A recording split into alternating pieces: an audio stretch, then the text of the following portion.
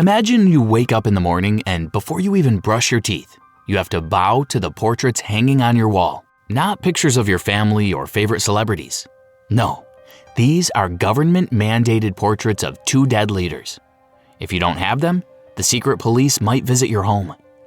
If these portraits get damaged in a fire and you save your children instead of the pictures, you could face investigation. Your kids might be denied medical treatment as punishment. This is daily life in North Korea. And trust me, it gets much, much worse. Today, we're going deep into one of the most secretive and brutal dictatorships on Earth. What you're about to hear might sound like dystopian fiction, but every single detail is real. By the end of this video, you'll understand why North Korea isn't just another dictatorship. It's something far more terrifying. Let me tell you about An Myung-chul. He wasn't a prisoner in North Korea. He was actually a prison guard. He worked in the camps, witnessed executions, saw starving children, watched extreme torture happen every single day. But he never questioned the system. That was just how things worked in North Korea. Then one day, An became a truck driver for the prison system. His job was to transport prisoners between facilities. And during these drives, he would sometimes talk to the prisoners. What he discovered shocked him to his core. Most of the prisoners had absolutely no idea why they were imprisoned. They didn't know what crime they had committed. They didn't understand why their entire lives had been destroyed. An started asking questions, digging deeper. That's when he learned about North Korea's guilt by association system. In North Korea, if one person in your family commits a political crime, the punishment doesn't stop with them. 3 generations of the family get imprisoned. Your parents, you, and your children all go to prison camps. This isn't some urban legend or exaggeration. This policy was specifically ordered by Kim Il-sung himself, who stated that 3 generations must be punished for political crimes to root out class enemies. Think about what this means. Your grandfather questions the government's rationing system, you go to prison. Your uncle tries to escape to China, your entire family gets rounded up. A distant cousin you've never even met does something wrong, you lose your job and get ostracized. In the middle of the night, a truck comes and sweeps every family member away from their home. Children, grandparents, everyone. No trial, no explanation, just gone. This is exactly what happened to An's own family. When he was on leave in 1994, he learned devastating news. His father, who was a member of the ruling Workers' Party, had committed suicide after questioning the regime's rationing system. His mother and siblings were immediately imprisoned because of his father's actions. An realized he would be next. The secret police would come for him soon. So he made a desperate decision. He fled to China and eventually made it to safety in South Korea. He became one of the few people who could tell the world about North Korea's brutal system, both as a guard who witnessed it and as a victim whose family was destroyed by it. The cruelty of this system is hard to comprehend. Kim Il-sung once said that any person with anti-government sentiments should be wiped out entirely, and up to 3 generations of their family should be punished. These weren't just words. They became actual law in North Korea. This is the nightmare reality for millions of North Koreans. Your fate isn't determined by your own actions, but by what your grandfather did, what your aunt said, what your cousin thought. Here's something that might surprise you. In 1980, North Korea's per capita GDP was actually higher than both India and China. People got free healthcare, free education, free housing, heating, and transport. Between 1950 and 1980, their economy grew by about 4.5% every year. Life wasn't perfect, but people weren't starving to death in massive numbers. So what happened? In 1991, the Soviet Union collapsed. The hammer and sickle came down in Moscow, and an era ended. This was catastrophic for North Korea because the Soviet Union had been providing them with cheap oil and food. When that support vanished, North Korea's economy crashed harder than almost anyone could imagine. Power stations shut down, the lights went out, and people started dying of hunger. The United States offered to help, but only if North Korea shut down its nuclear weapons program. The North Korean government refused. They chose weapons over feeding their people. The world responded by isolating them economically. Then, in August 1995, massive floods hit the country. North Korea had no money, no credit, and no international support. But here's the really tragic part. They had too much pride to ask for help in a way that would actually save their people. What followed between 1995 and 1998 was one of the worst man-made famines in modern history. The exact death toll was never officially released, but experts estimate that somewhere between 500,000 to 2 million people starved to death. Think about that number for a moment. Up to 2 million people dying of hunger in the 1990s, not in ancient history. The government's response? Cover it up. They focused all their energy on hiding the disaster rather than fixing it. They took all resources and funneled them into the capital city, Pyongyang, to make it look like a model of socialist success. They kicked out all the homeless and starving people. Party workers living in Pyongyang got food and facilities, while people in rural areas died of starvation. Author Andrew Natsios wrote in his book, The Great North Korean Famine, that families made impossible choices. They let their elderly relatives starve to death so that younger family members could survive. Many grandparents voluntarily stopped eating, sacrificing themselves so their children and grandchildren might live. This wasn't just a natural disaster. This was a government choosing its weapons program over the lives of its people. How did it get this bad? To understand that, we need to go back to World War II. When the United States, Britain, and the Soviet Union defeated Japan and Germany, Korea was freed from Japanese occupation. But instead of giving Korea its independence, the US and Soviet Union decided to split the peninsula in half.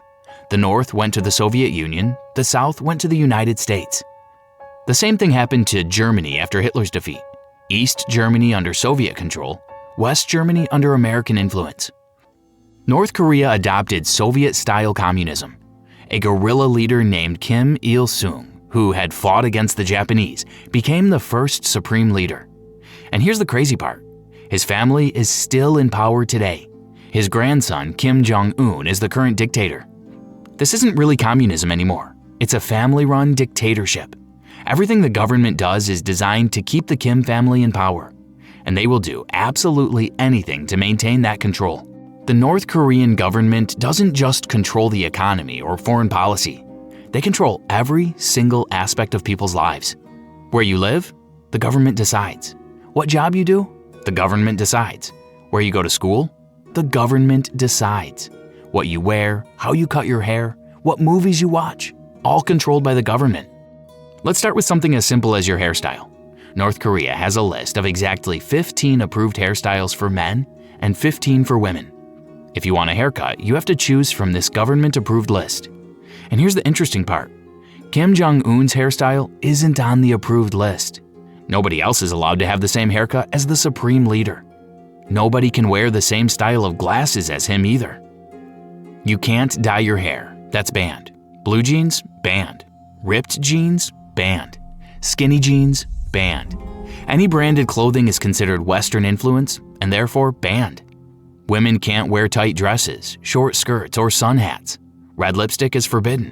Heavy makeup is seen as capitalist influence, so only minimal makeup is allowed. Now, you might be wondering, who actually enforces all these crazy rules? The answer is North Korea has a fashion police. I'm completely serious. There are actual fashion police officers who secretly watch people. If someone breaks the clothing rules, the fashion police will literally cut their clothes with scissors. Some people get fined. Some end up in jail. Why does the government care so much about fashion? They see it as a cultural invasion. They believe if people start liking Western style and Western culture, they'll start questioning their government. They're terrified that foreign influence will make people realize how much better life is in other countries. The government was so serious about this that in 2005, they created an entire propaganda series about hairstyles called Let's Trim Our Hair in Accordance with a Socialist Lifestyle. This propaganda claimed that having long hair is unhealthy and actually reduces your intelligence. Yes, they told people that your hairstyle affects your IQ. Education in North Korea is free and mandatory through high school. That sounds good, right? But here's the reality. There's almost no actual education happening in schools. Teachers only pay attention to students whose parents can afford to bribe them. Families with money hire private tutors at home because the school system is essentially worthless.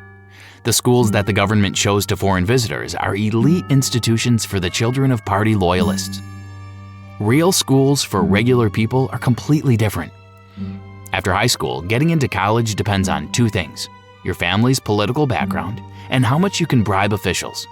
Then after college, every man has to serve in the military. This can last up to 10 years of their life. North Korea technically has elections after 5 years, but here's how they work. Only one candidate from the ruling Workers' Party can run for each seat. You can vote yes or you can vote no. But if you vote no, you're considered a traitor. The secret police will show up at your house and declare you mentally ill. This is why North Korea has a voting rate of over 99.9%. Almost everyone votes, and almost everyone votes yes. The government uses these elections as an unofficial census to keep track of everyone and maintain control. It's democracy in name only. Just like their country's name includes democratic, even though there's nothing democratic about it. In most countries, you can travel wherever you want. Want to visit another city? Just go. Want to take a vacation in another country? Book a ticket. Not in North Korea. If you want to travel from one part of the country to another, you need government permission. You have to explain exactly why you're traveling and where you're going. That's just for domestic travel. International travel? Forget about it. Leaving the country without permission is considered treason. If you try to escape, your entire family can be punished with forced labor, torture, life imprisonment, or execution. Remember Shin Dong-hyuk's story? His whole family was locked up because his uncle fled to South Korea. After COVID, the government gave border guards shoot-on-sight orders for anyone caught trying to leave or enter without permission. 14 people were shot dead because of this order. But despite knowing the dangers, people keep trying to escape. Most people head toward China because the land border is easier to cross than the ocean. But here's the problem. China is also a dictatorship, and they send North Korean escapees back. In 2023, China deported around 500 North Koreans back home, where they faced severe punishment. No foreign movies are released in North Korea. Every TV channel and radio station is government-owned and filled with propaganda.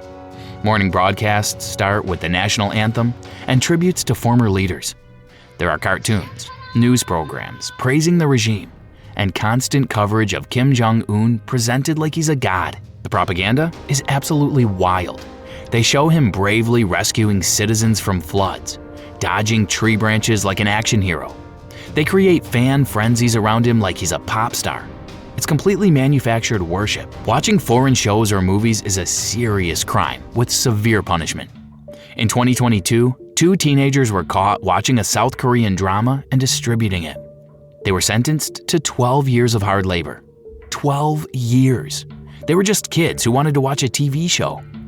Another case in 2022, a young man was publicly executed by firing squad for watching and sharing South Korean films and music. But people are so desperate for entertainment that there's a huge black market for South Korean dramas.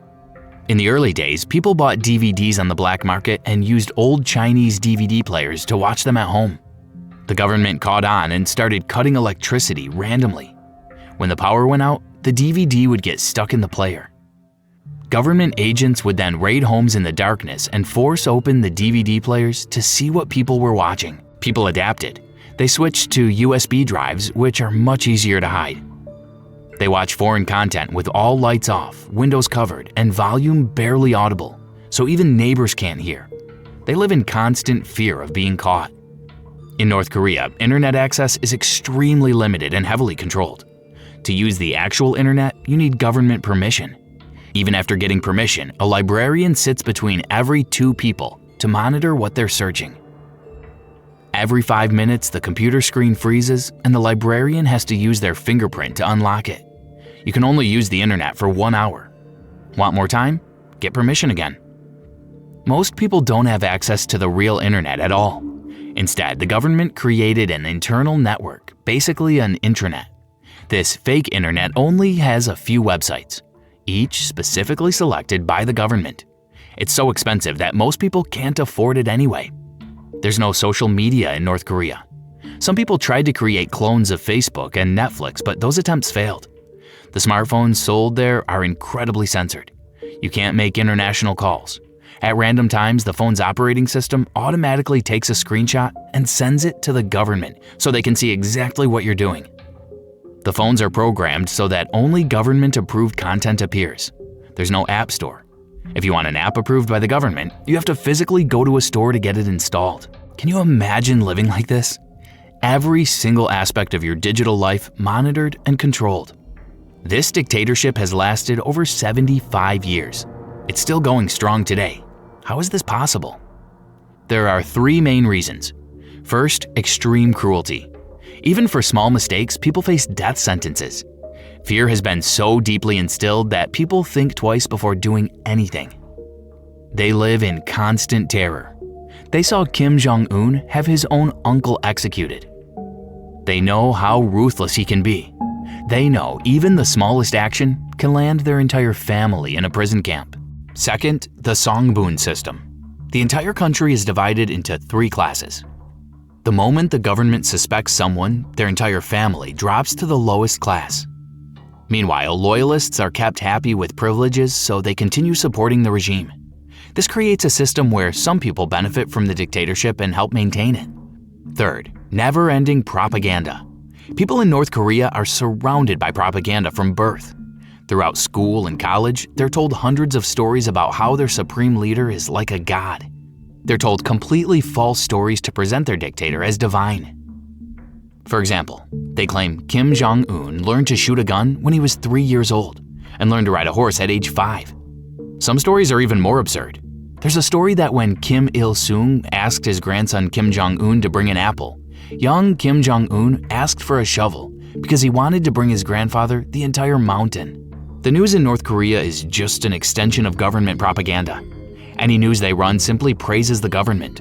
When they show world news, it's always presented negatively. People are told the rest of the world is suffering from corruption, diseases, and disasters. Meanwhile, North Koreans are the happiest and luckiest people because of their great leader Kim Jong-un. This propaganda brainwashes people and makes them easier to control. But here's the thing about dictatorships. No matter how powerful and scary they are, they don't last forever. And even in North Korea, there are clear signs that Kim Jong-un's grip is weakening. The biggest indicator is the rise of Jangmadang, those small black markets run by women. Someone who left North Korea in 2010 said that initially the government wanted to stop these markets. They confiscated everything. But these markets grew so rapidly and became so important to people's lives that almost every North Korean started depending on them. Even the strong North Korean government couldn't stop this. This led to a huge currency reevaluation in 2009. The government tried to take away people's private wealth and strengthen control, but it backfired. Even in a country like North Korea, public outrage was so strong that the government had to apologize and back down. The simple reason? Unity. The government couldn't divide people on this issue. They couldn't make people spy on each other about the markets. That's why they failed. Through these markets, the influence of foreign media has risen exponentially over the last few years. The false propaganda the government used to fool people is shattering like glass. One woman who left in 2010 said South Korean dramas helped her see through the propaganda. She got to see a world whose existence she couldn't have even imagined. USB sticks have made this easier. Here are two interesting statistics. 81% of North Koreans who escaped the country had access to USB drives. And 98% of North Koreans who had USB drives were carrying illegal media that went against their government.